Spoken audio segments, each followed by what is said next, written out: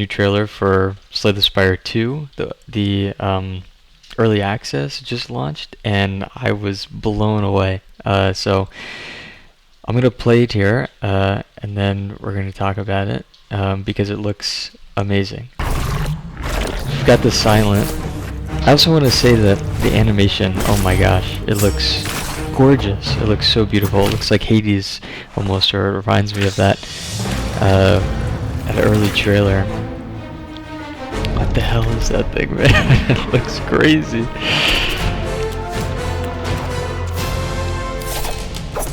Nice, the daggers, but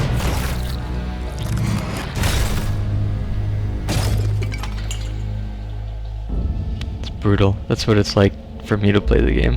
Me on Ascension 20, or whatever it's called.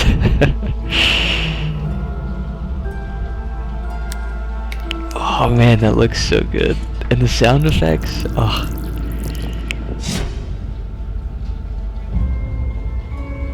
The new character designs are amazing. I love that they put a ton into this. I think that that's such a good sign.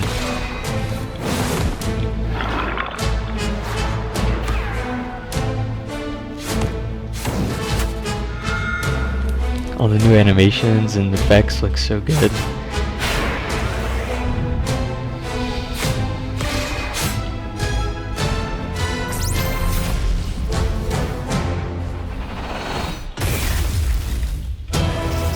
Yes, the big reveal. Oh man, it's so cool.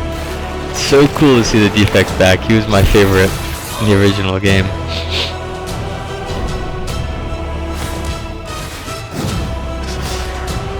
All the new enemies and new cards and new classes.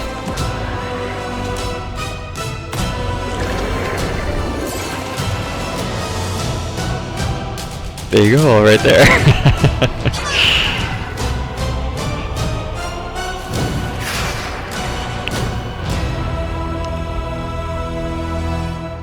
I mean, it's March 5th, so soon.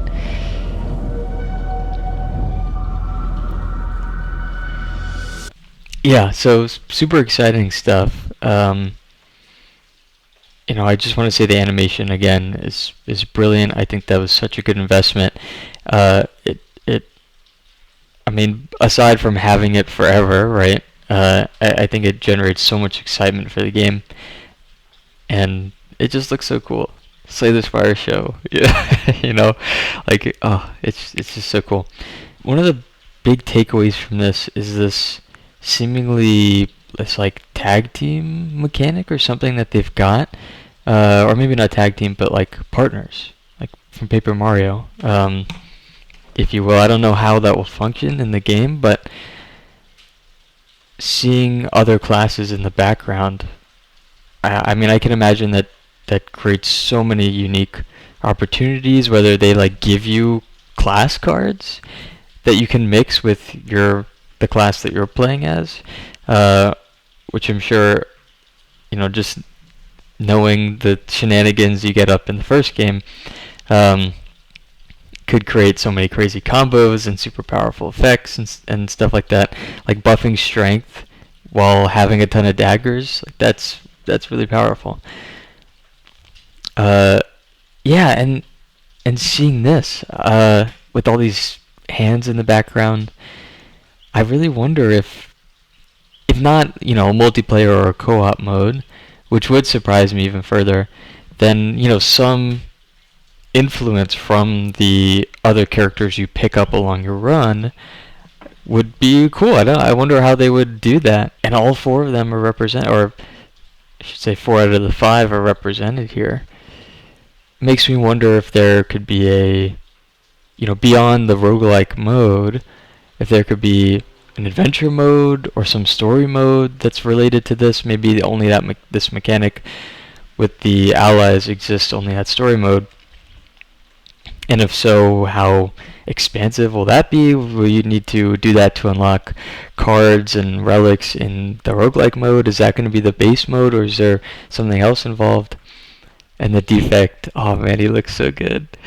I don't know what this transparent sunfish is doing here. He looks like he's in rough shape.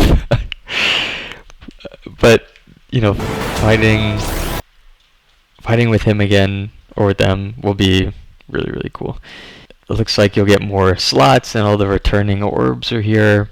A lot of returning cards, some new ones as well, turbos, classic, and some new symbols like these up arrows. I'm sure someone else has a great idea about it, but the new designs and the backgrounds. The background looks so good.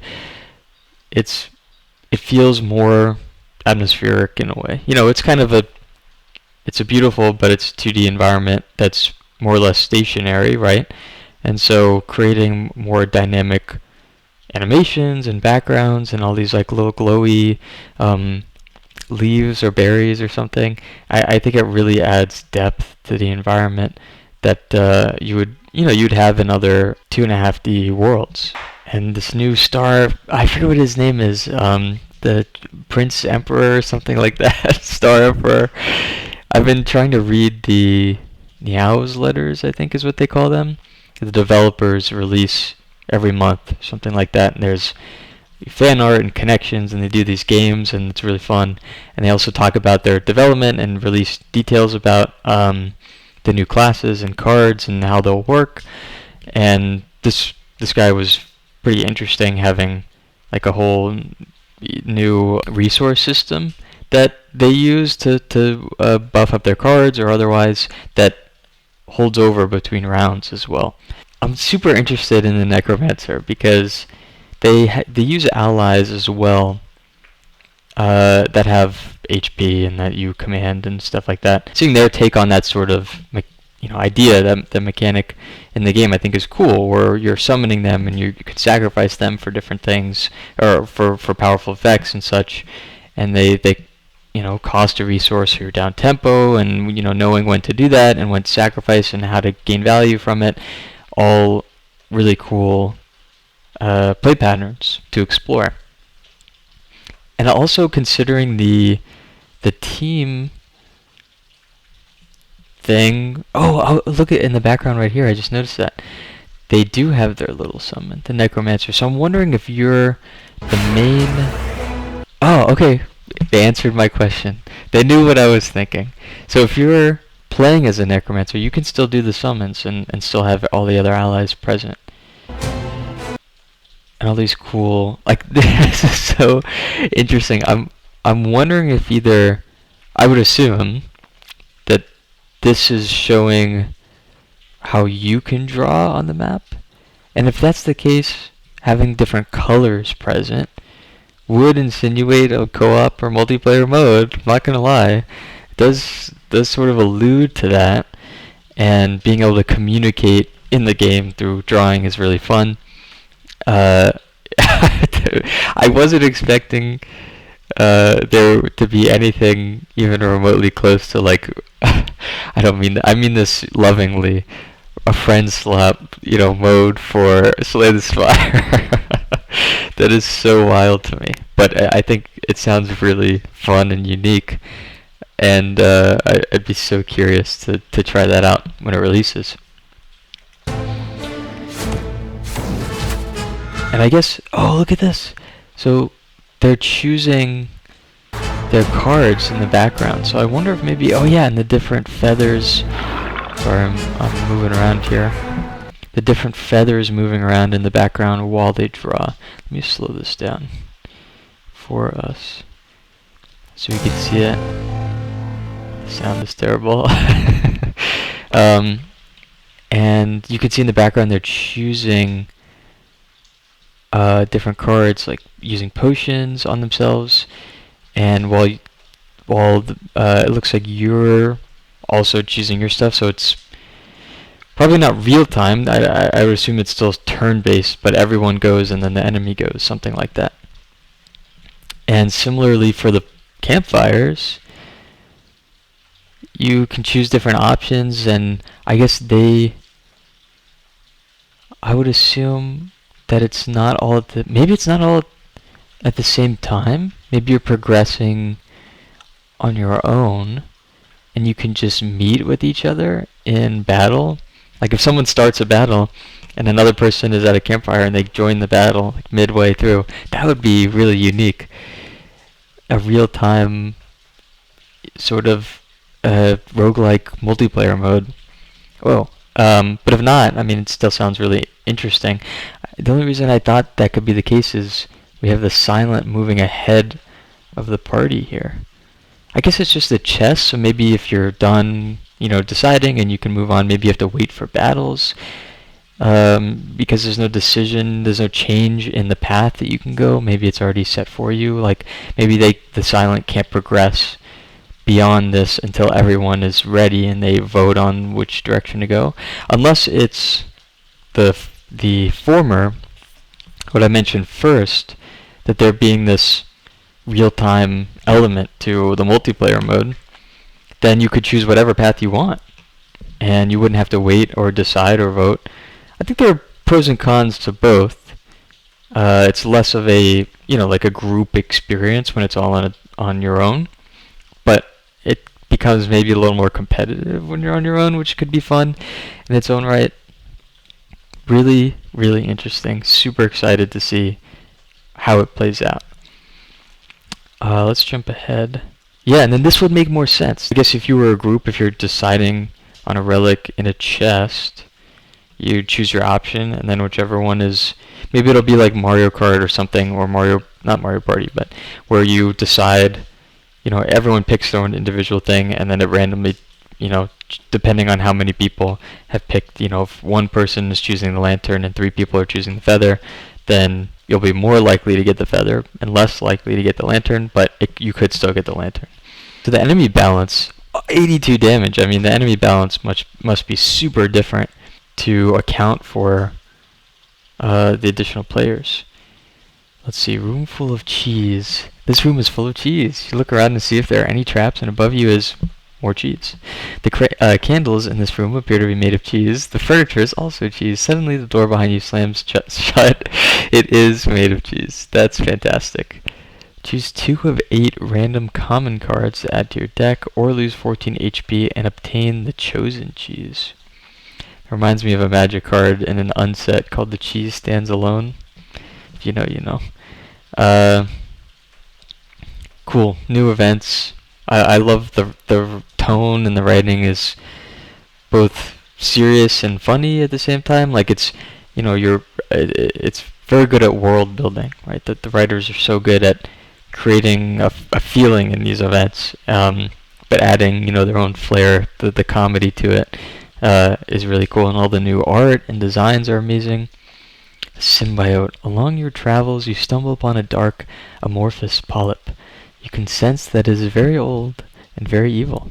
Approach.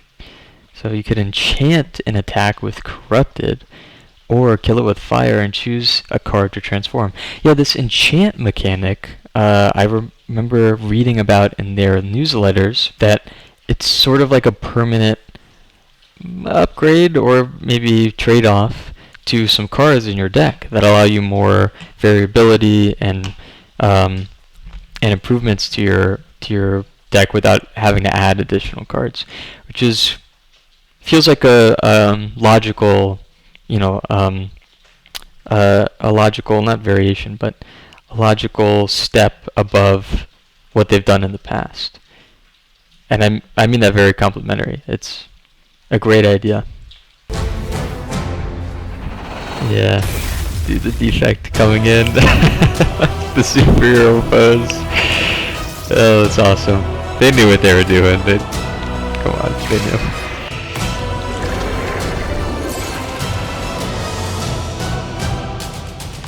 Yeah, I wanted to see that. So new cards, characters, events. Pretty expected, but exciting. 6 divinations remain. This sort of looks like the skeletal arms. I wonder if maybe there are some events that are character specific. That would be really cool. Receive the spoils map. Lose HP, 8 HP, procure 1 random potion. Maps. I wonder, treasure maps or something where you You find an item or a quest in this case that sends you or wants you to go to a specific place in front of you. Could be interesting, like you have to go down a certain path to get that reward. Okay, I like how that changes the way you sort of think about moving around in their map system. Because otherwise it was like, oh, you find as many elites as possible, chests as possible, campfires as possible, so on and so forth, and there's kind of like a correct way to go every time. But in this, there might be, might be worth going down a worse path to get a better reward than you would otherwise. So that's cool. Oh wait, it showed the card itself. Okay, hold on. Spoils map, unplayable quest. Marks a site of 600 extra gold in the next act. Okay, I'm in tune here. It's a card in your deck, which is really interesting. So, as an unplayable card, it lowers your consistency and thus is sort of a downside to adding. But 600 gold is a lot of gold. Alternate acts. Or maybe when you beat the boss in Act 1, you have 2 map choices or 2 bosses. You can see multiple bosses. Or maybe there's a little bit more randomness. I personally like early access. I know some people are sort of down on that idea.